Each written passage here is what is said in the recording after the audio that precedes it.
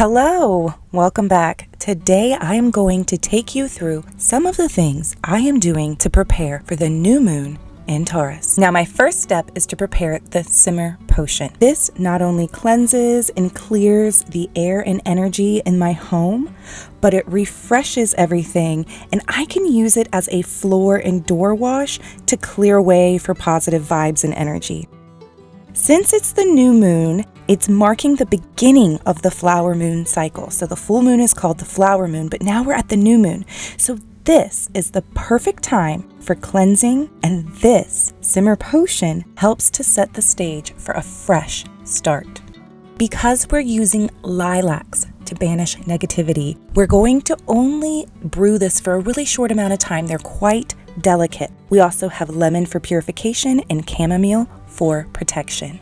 So on a very, very low setting for about 15 minutes, and that is all it's going to take. Let it cool and strain it.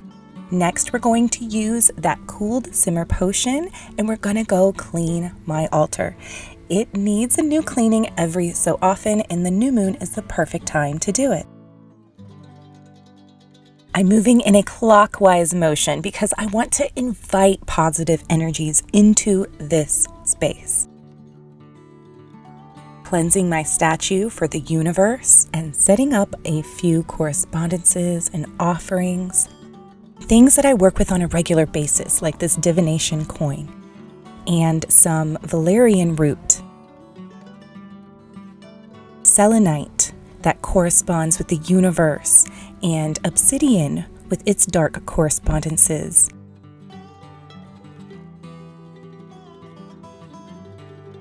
Some homemade incense. I like to use things directly from my garden. I grind up the dried materials with a coffee grinder, and then I mold them into incense sticks and cones, and I really love being able to offer parts of my garden as my offering, as my devotion, as my intentional time. Around the new moon is when I choose to up or replenish my protective wards. So I'm using citrus and salt and different herbs to bring in energies that I want and to help ward off energies that I really could do without. So using a paring knife, cut out the inside of lemons and oranges. You can use whatever you like, and then scoop it out. I saved the juice and the bits for later because I actually used it for a salad dressing. Lavender for purification and chamomile for protection. Afterwards, I did go back and put a plate underneath this because they will let out some liquid and you want to catch that. The garden is in full bloom and we are celebrating the flower moon cycle, and we just finished Beltane or Beltane.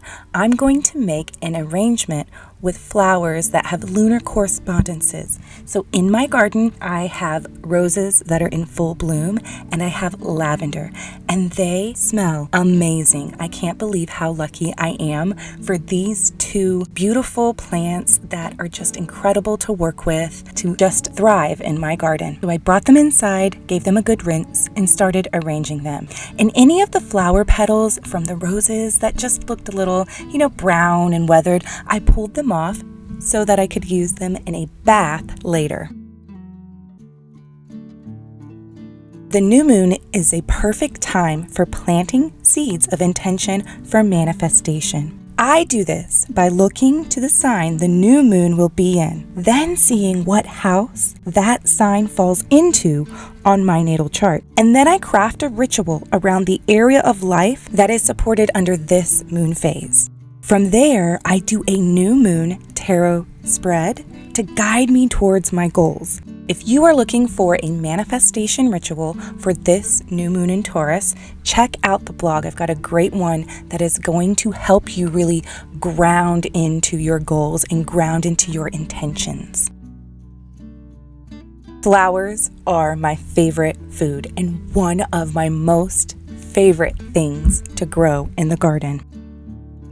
I celebrate this time of year by using as many flowers in my cooking as possible. Today I'm making a salad garnished with flowers and some berries from my garden.